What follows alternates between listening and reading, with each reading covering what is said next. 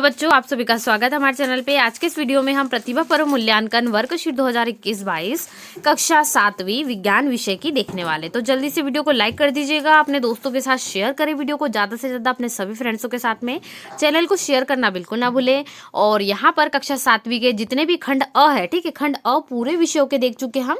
यहाँ पर 7वीं के सभी विषयों के खंड अ कंप्लीट है। यदि विद्यार्थियों के खंड अ का कोई विषय छूट गया है तो डिस्क्रिप्शन बॉक्स में प्लेलिस्ट की लिंक है, वहां से जाकर वीडियो के आंसर को कंप्लीट कीजिएगा। और खंड ब तो हम पहले ही कंप्लीट कर चुके, खंड ब की भी प्लेलिस्ट आपको दिख रही होंगी, तो वो दोनों खंड अ और ब कंप्लीट हो चुके हैं। 7वीं के पूरे बच्चे को सभी विषय को यहाँ पर वीडियो मिल चुके हैं। यदि कोई वीडियो में दिक्कत हो तो कमेंट करें। चलिए इसके प्रश्न उत्तर देखते हैं फटाफट से। खंड अ में हम सबसे पहले देखते हैं प्रश्न क्रमांक 1 से लेकर 8 तक के आपको खंड अ है। इसमें यहाँ पर खंड अ में 1 से 8 तक के थोड़े प्रश्न पूछे गए हैं विज्ञान से संबंधित। चलिए देखते हैं। प्रश्न को पढ़कर नीचे दिए गए विकल्पों में से सही विकल्प चुनकर लिखिए। पहले नंबर का प्रश्न है, निम्न में से कौन सा परिवर्तन उत्क्रमित किया जा सकता है। उत्क्रमित मतलब देखिए, एक बार बन गया फिर उसको क्या दोबारा वही पोजीशन में हम बना सकते हैं। जैसे हमने क्या करा, पानी लिया, पानी को हमने क्या करा, बर्फ बनाया, बर्फ बनाने के लिए फ्रिज में रख दिया। अब क्या बर्फ से आप वापस पानी बना सकते हो? तो बना सकते हो। बर्फ को पिघला लीजिए, पानी बन जाएगा। मतलब बिल्कुल सही है, ठीक है। तो इसमें से सही उत्तर बर्फ का पिघलना हो जाएगा। Right answer option number B. इसके बाद प्रश्न क्रमांक दूसरा देख लेते हैं। तो हमारा प्रश्न क्रमांक दूसरा क्या है बच्चों, एकांक समय में किसी वस्तु द्वारा चली गई दूरी को क्या कहते हैं। तो एकांक समय में वस्तु द्वारा चली गई दूरी को चाल कहते हैं। ये किसकी परिभाषा हो गई? चाल की। तो right option option number D को लगा देना है, ठीक है। या तो डी लिख दीजिए या पूरा चाल भी लिख सकते हैं, तो भी कोई दिक्कत नहीं है, पूरा सही हो जाएगा, ठीक है। इसके बाद हम देखते हैं प्रश्न क्रमांक तीसरा। प्रश्न क्रमांक तीसरा है हमारा, सही विकल्प का चयन कीजिए, ठीक है। यहाँ पर आपको विटामिन ए, बी और सी और डी, ठीक है, इस प्रकार संबंधित रोगों के नाम लिखना है। तो ए से यहाँ पर आप क्या लिखोगे? रतौंधी होता है, ठीक है। बी से क्या लिखोगे? बेरी बेरी होता है। सी से क्या लिखोगे? स्कर्वी। और डी से क्या होता है? रिकेट्स। ये यहाँ पर, ठीक है। तो ये वाली सही लाइन किस में है? ऑप्शन नंबर सी में। तो यानी कि सबसे पहले यहाँ पर आप पहले नंबर में रतौंधी लिख दोगे, दूसरे में बेरी बेरी, तीसरे में स्कर्वी और चौथे में रिकेट्स। और ऑप्शन नंबर सी क्या है? बिल्कुल सही उत्तर है, ठीक है। तो एक एक करके सबसे पहले इसमें मैंने आपको जैसा बताया वैसा आपको इसमें लिख देना है, ठीक है। और नीचे अंत में वहाँ पर ऑप्शन नंबर पूरा सी उतार दीजिएगा। यहाँ अलग अलग एक एक सिंगल सिंगल नाम आ जाएंगे और यहाँ पर ये जो पूरा ऑप्शन दिख रहा है सी नंबर का, ये पूरा यहाँ आ जाएगा, ठीक है। प्रश्न क्रमांक तीसरा हो गया। चलिए अगला प्रश्न देखते हैं। चलिए अगला प्रश्न देख लेते हैं। छाया देखने के लिए हमें निम्न में से कौन सी वस्तु आवश्यक नहीं है, ठीक है। तो प्रकाश के मार्ग में पारदर्शी वस्तु ये आवश्यक नहीं है, लेकिन हमें किसी चीज की छाया देखना है यानी परछाई, तो स्रोत भी आवश्यक है, अपारदर्शी वस्तु भी और पर्दा भी, ठीक है। इतने हमको यदि छाया ने हमको क्या चाहिए? परछाई चाहिए। तो ऑप्शन नंबर सी जो है वो आवश्यक नहीं है। चलिए अगला प्रश्न देखते हैं। तो अगला प्रश्न है, जब कपड़े पर दूध को उड़ेलते हैं तो कपड़े पर मलाई रह जाती है, ठीक है। इस प्रक्रिया में पृथक्करण की कौन सी विधि उपयोग की जा रही है? तो ये विधि है निस्यंदन, ठीक है। हम क्या करते हैं, हमें घर में कुछ जब दूध फट जाता है कई बार, तो इस प्रकार का कार्य भी किया जाता है, उससे रसगुल्ले भी बनते हैं। या फिर दूध में से हमें मलाई निकालना हो, अलग अलग करना हो, पनीर बनाने के लिए भी ये प्रयोग हम करते हैं। तो ये निस्यंदन कहलाता है। अगला प्रश्न है, किसी व्यक्ति की लंबाई 1.25 मीटर है। व्यक्ति की लंबाई सेंटीमीटर में क्या होंगी? ये मीटर में बताई गई है, हम मीटर को कन्वर्ट करेंगे सेंटीमीटर में। 1 मीटर बराबर कितना सेंटीमीटर? 100 सेंटीमीटर। तो यहाँ पर हो जाएगा 1 मीटर बराबर 100 सेंटीमीटर और 25 तो पहले से ही है सेंटीमीटर में, तो यहाँ पर हम दोनों को जोड़ देंगे तो हमारा आ जाएगा 125 सेंटीमीटर, ठीक है। बी नंबर का उत्तर बिल्कुल सही है। चलिए अगला प्रश्न देख लेते हैं। तो अगला प्रश्न है, दिए गए परिपथ में दोनों तारों के मध्य किस वस्तु को रखने पर बल्ब जल जाएगा? तो लोहे की छड़ को रखने पर क्या होगा? बल्ब जल जाएगा, ठीक है। ये दोनों को रखेंगे तो यहाँ पर बल्ब जलने लग जाएगा। इसके बाद अगला प्रश्न है, प्रश्न क्रमांक 9 से लेकर 13 तक के प्रश्नों को आपको हल करना है। तो निर्देश नीचे दिए गए प्रश्नों के उत्तर लिखिए। प्रश्न क्रमांक 9 है, मूसला जड़ और रेशेदार जड़ में 2 अंतर लिखिए, ठीक है। तो ये मूसला जड़ हो गई और रेशेदार जड़, इन दोनों को पार्टीशन में कर दीजिएगा, मूसला जड़ और रेशेदार जड़। ऑप्शन नंबर फर्स्ट है, यानी आपको पॉइंट नंबर से बनाना है, पहला नंबर पॉइंट। इसमें क्या होती है? एक मुख्य जड़ पाई जाती है। मूसला यानी इसमें एक मुख्य जड़ होगी जो जिससे सभी जड़ें निकलती हुई रहेंगी। तो एक मुख्य जड़ किसमें पाई जाती है? मूसला जड़ में। जबकि दूसरा होगा रेशेदार में, इसमें मुख्य जड़ नहीं पाई जाती, यहाँ पर जड़ पाई जाती, इसमें नहीं लगा देंगे तो नहीं पाई जाती। इसमें शाखाएं पाई जाती है मूसला जड़ में, जबकि इसमें शाखाएं नहीं पाई जाती। कितना सरल सरल अंतर हो गया। शाखा यानी जिसको हम टहनियाँ कहते हैं, वो मूसला जड़ में बहुत सारी मिलेगी, जबकि इसमें नहीं मिलेगी, ठीक है। तो ये अंतर आपको लिख लेना है।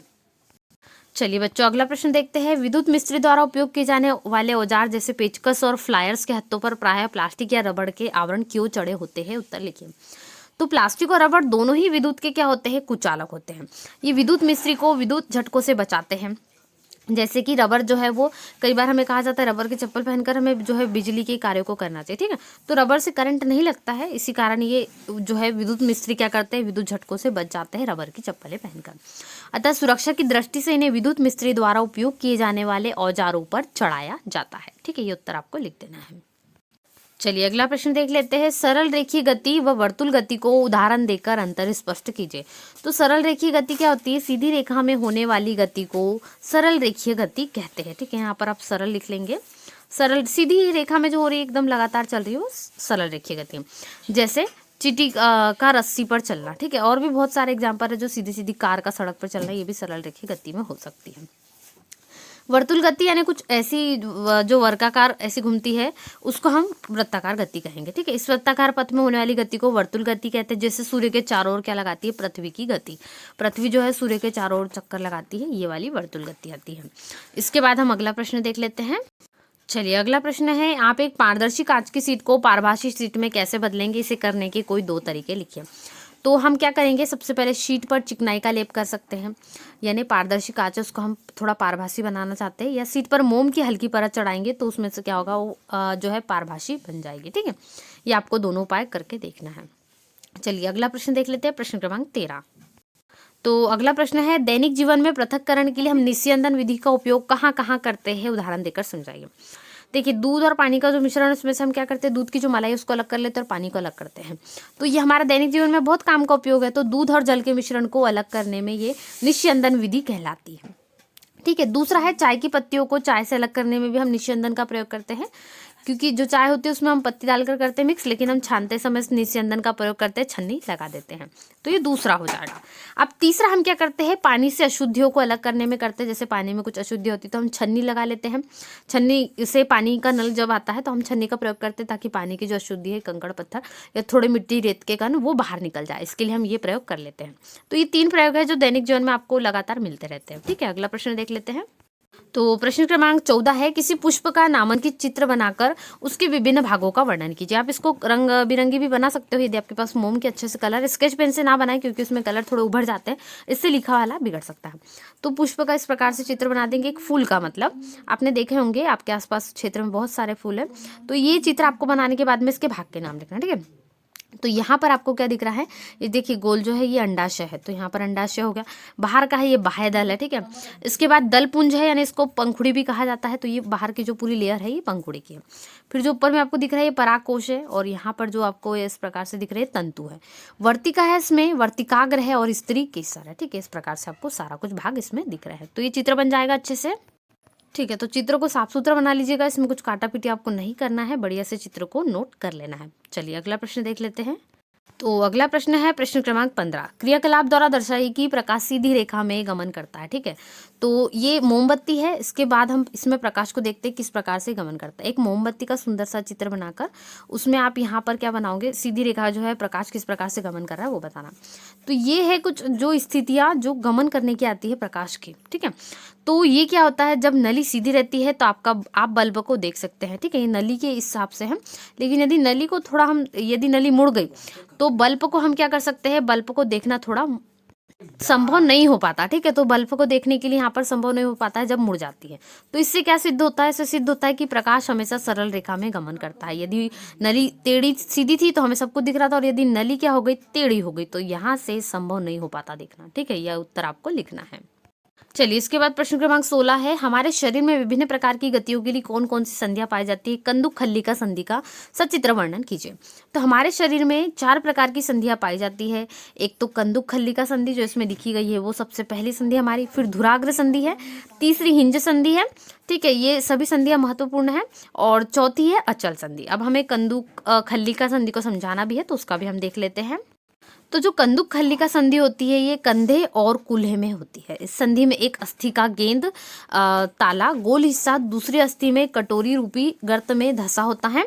इस प्रकार की संधि क्या होती है, जो है सटी दिशाओं में गति प्रदान करती है। इस प्रकार की संधि जो सभी दिशाओं में गति प्रदान करती है, ठीक है। तो यहाँ पर सभी लिखा गया, इसको आपको अच्छे से नोट करना है। इसका थोड़ा सा हम चित्र भी देख लेते हैं।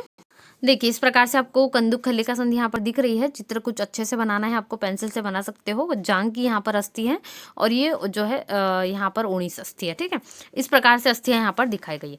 तो बच्चों आज के इस वीडियो में हमने कक्षा 7वीं विज्ञान विषय की वर्कशीट प्रतिभा पर्व मूल्यांकन खंड अ देखा। ऐसे वीडियोस के लिए सभी यहाँ पर आपको वीडियोस को देखना है, साथ ही चैनल को सब्सक्राइब करना है, जिससे कक्षा 7वीं के सभी विषयों के वीडियो आपको मिल सके।